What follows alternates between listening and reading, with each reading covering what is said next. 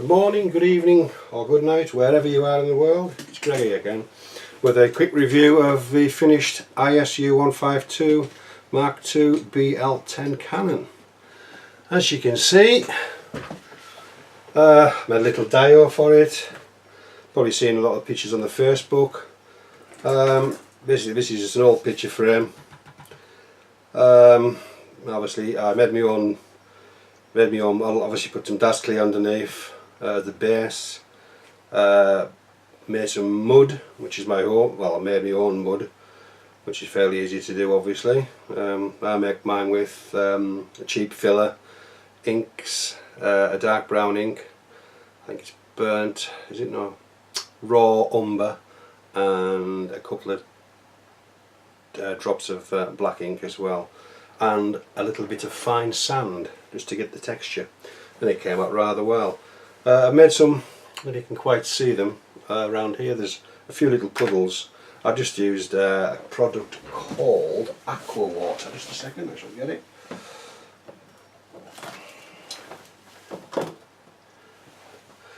Yeah, it's called Aqua Water. There you can. You just put it on in small amounts, let it build up, keep building it up, and it seems to be okay. But I'm going to try AK's Interactive Muddy Puddles, see what it makes any difference and see how fast the time it takes to set. So as you can see, it's all complete. Mud, puddles, telegraph poles, just a couple of Russian soldiers. One's having a rest on the rock. As you turn it round, just a little bit of where you see the mud thing, maybe just see the reflection of the water in there. It's a bit too clear. I should have really maybe dirtied it up a little bit, but you live and learn. Just a few barrels and a bit of homemade tarps with Simon Kemp's way of doing it, and a couple of little square blocks underneath.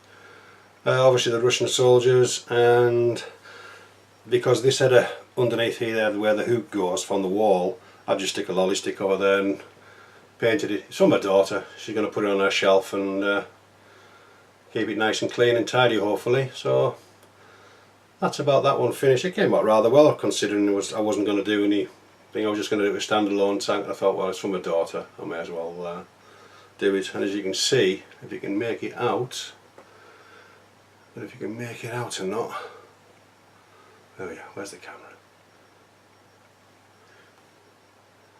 If you can make it out, there's, I put my daughter, let's turn the light around here maybe. If you can see just slightly there, it says Lottie Lou. Obviously my daughter's name is Charlotte, but we call her Lottie Lou. So that's what's completely finished now, so that can go away to my daughter's room. Right, let's have a look what else we've been doing over this past week. So put that there. And we've cracking on with the Zvezda Target Porsche Tiger. The actual tank is finished. Not there doing on there, but I've now got to do a small dio. I had this, bought this ages ago, from Fog Models, Cobbled Street, but I wouldn't decide if I really want to use it. I'll just do a standalone model at an angle like that with just a little wooden plinth underneath it, with a couple of maybe a couple of German soldiers, or do we go the whole hog and just do something completely different? Unsure on that one yet, but the Tiger Porsche came out rather well. I was quite pleased with it really, considering it's a Zvezda. Well, considering Zvezda make fine kits, there's nothing wrong with them. I actually got the barrel on there because it was a metal barrel. It was pulling it forward all the time, so I had a little counterbalance inside, so it works perfectly fine now. It's great. I'm really happy with it. So you can see the light's not too good over that side. Let's just swing the light over. There we go. It came out rather well. I'm quite pleased with it. With my figure painting leaves a lot to be desired at the moment, but we'll get there. As you can see on the front, I put them little rivets on because it was just a bit bored, and they're not to scale, but they're okay. But just them split shots off the fishing weight, split and stuck on and obviously painted. I put the, I had some, wait a minute, just a second. I had some spare shackles, so I placed them on there as well, just to liven the front up a little bit. That was a bit boring. On the rear I just put a bit of stowage on, the extra stowage that was off something completely. These bits were already on, but just a bit of stowage, engine spill, and on the side I put a couple of jerry cans because there was nothing on it. It was looking a bit boring again. The paint what I used, I did a dark yellow, Tamiya dark yellow, which is XF, I can never remember, XF60, there we are. Can you read that? XF60. That was the base colour. And then I used NATO Green, which is, where we find NATO Green, which is XX67. Where are we, camera? Come on, can't bloody see today. XX67. And NATO Brown, XF68. So they're the three colours that I used. All freehand. I did the. I'll put this back on here so I'll hold it like a plank. So they're the three colours I used for the camo. All freehand. I found on a site called, if I remember, I'll put the link in it. Tankencyclopedia.com, I think it is. And I found the only operational Porsche Tiger division in the Second World War, which was, I think there was, I can't remember the brigade that used it off the top of my head, but if you look on there it'll tell you. And he said it's 003 for the on the picture, so I presume that was one of the original markings. And there was no markings with this kit, so obviously I had a few German things left, and I found some. Luckily I found enough numbers to do the 003, which came out quite well in the end. Let's put a bit of light onto this. Not very clear, is it? There we are. So, and I put an extra one on the back, just on the case at the back, just to liven it up a little bit. But so that's it at the moment with that. What else have I been doing this week? Let's put that away for now. Let's put that over there. He says. Never goes to plan when you put things down, does it? Found, my wife went foraging, in the local parks and things like that. She found these leaves, and I put a bit of tissue in the bottom, wet it, and I'm just wondering if I could probably use these on a tree. I'm going to try it anyhow, see what happens. You never know, it might work, it might not. So I'm going to try them. They smell quite nice, smell like pine. So I'm going to try using them along the line, so for some trees. Talking about trees, I've been making a few different ones this week, so hopefully they'll come in useful at the stay. This is one of my newer ones. It isn't finished yet. As you can see, it's been flocked. It looks quite good. It's a Christmas tree almost, and I do the usual. The actual base is gutter guard. You can buy it in, I think it's 4 metre lengths. I think it was about £9, so you can get plenty of trees out of that. Obviously you cut it, trim it with a pair of scissors to the desired shape. This is just a rough one.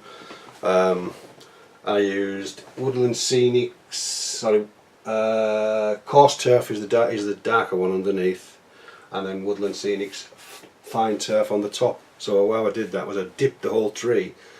Sorry, I cut the tree first, shaped it, and then I sprayed it with a light green, just any any green, just to to hide the little bit of silver going through the centre, which is the where the twisted metal is. And then I dipped the whole thing in PVA and water, just so like it would be a decent solution, so it's still sticky. And then I flocked it, left it to dry, flocked it, dipped it again, flocked it again with the Woodland Coarse Turf. But 2 quarters bloody teeth are terrible today, of the Coarse Turf underneath first, leave that to dry, then I sprayed it with the PVA and glue in one of these fine misters. I just got these out of Poundland, a pound stretcher, they're ideal, fine mist. Fine misted it so it set the turf, it's quite hard. And then I sprayed it with this again. I didn't use the adhesive glue. I thought I'd just try this PVA glue with water, and then I sprinkled it with the fine turf. And it's come out quite well. And it's, yep. And I sprayed it with PVA glue again, and it's as you can see, very little is coming off there, very little. I've got the, this is just a piece of dowling, it isn't painted yet obviously, if you can quite see that, can we? No, right, you can.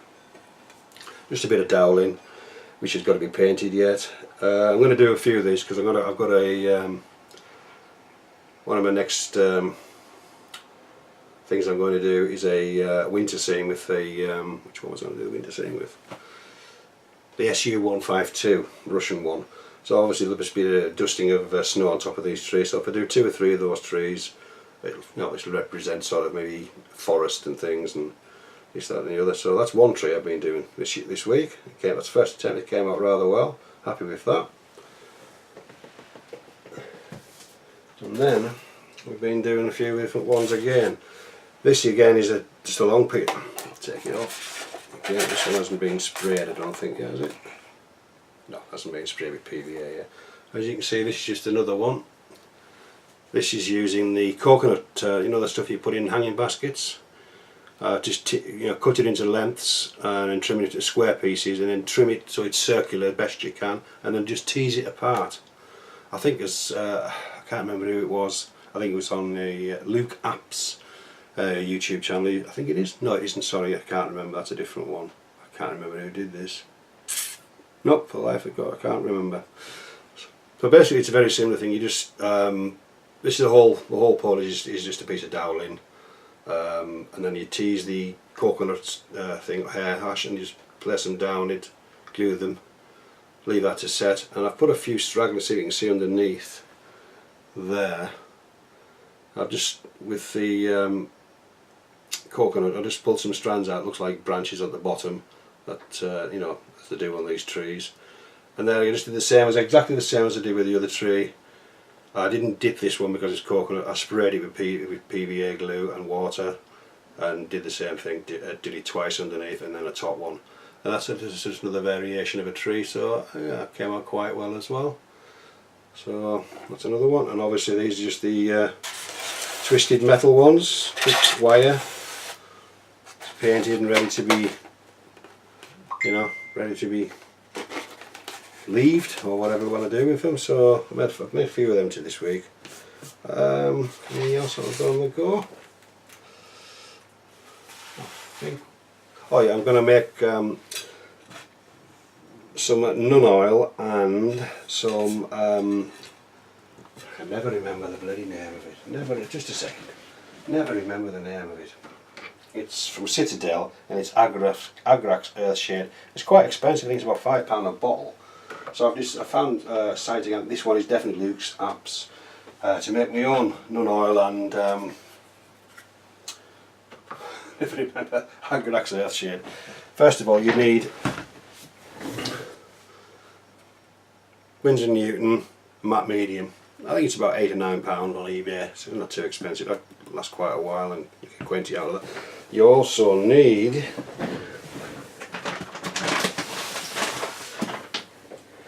sorry, it's here. Ionised water. So you know, if you use tap water, it sometimes goes stale. So if you use ionised water, this was £3.50 from Halfords for a, you know, it's going to last forever and a day. And so that's the, you know, that's the two bases for it. Then you need your colours, which are totally unorganised. Totally unorganised.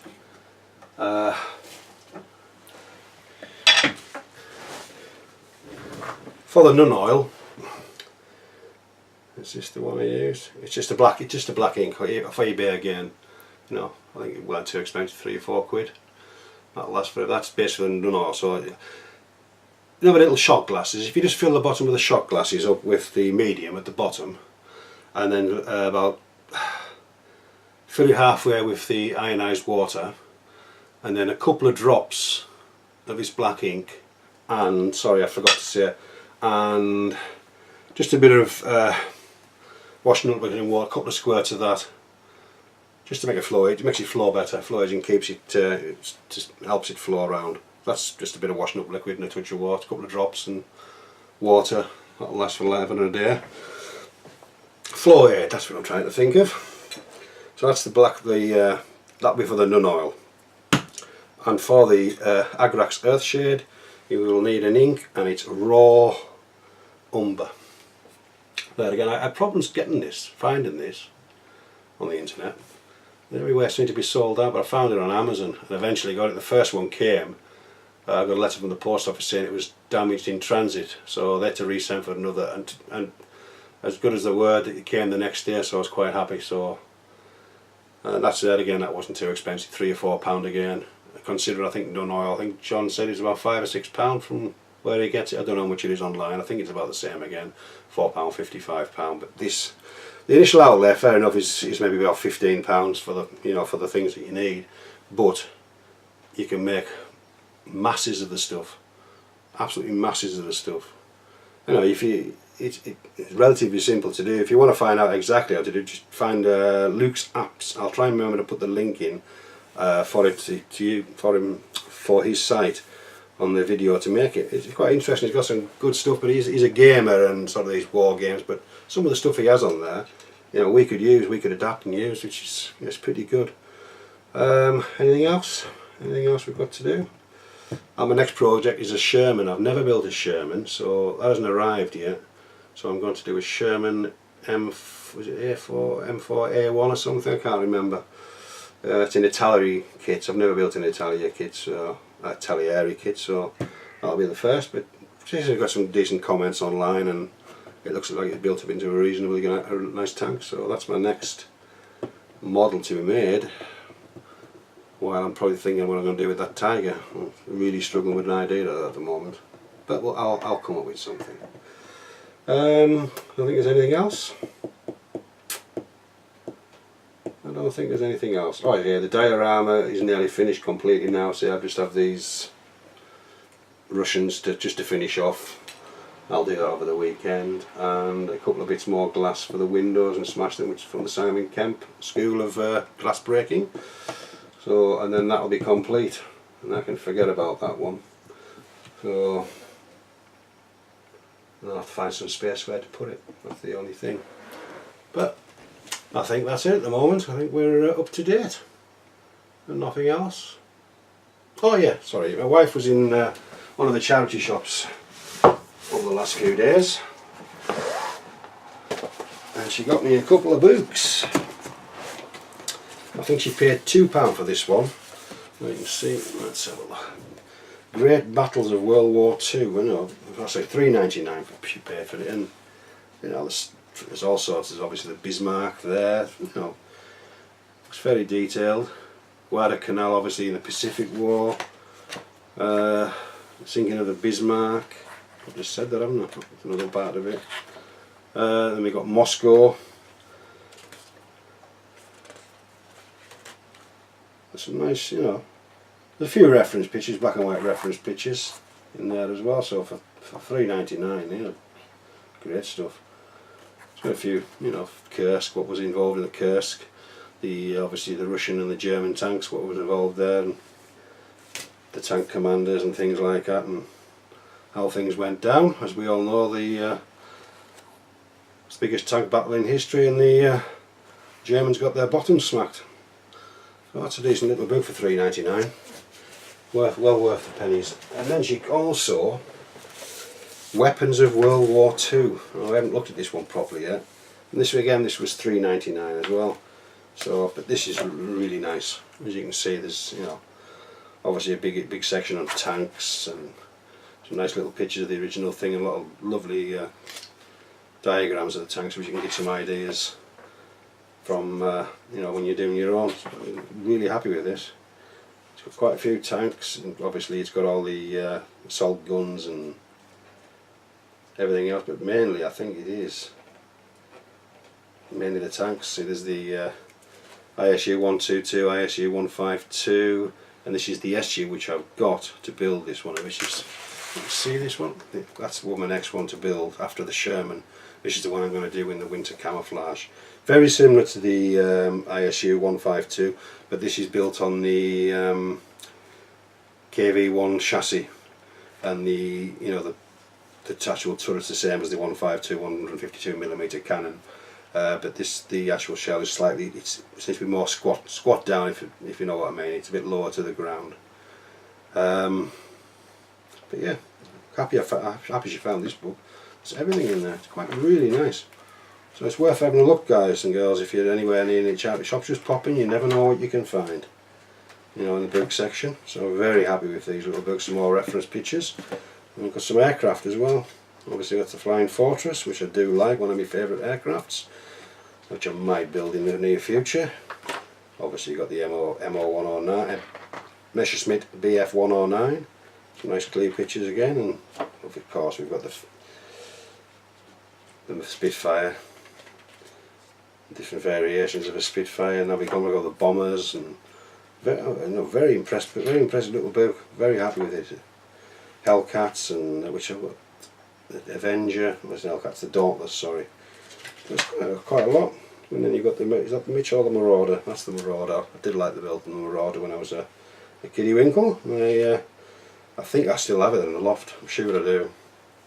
And the Mitchell, all these iconic aircraft from the Second World War. And we've got submarines. This might be interested into John. Obviously it's Second World War, but for his Sinky thing that he's building shortly.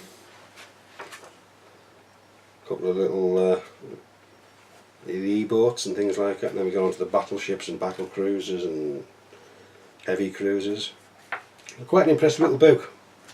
Very happy she got that for me. So you never know what you can find in these charity shops. Now then, I think we are finished now. I think that's it complete.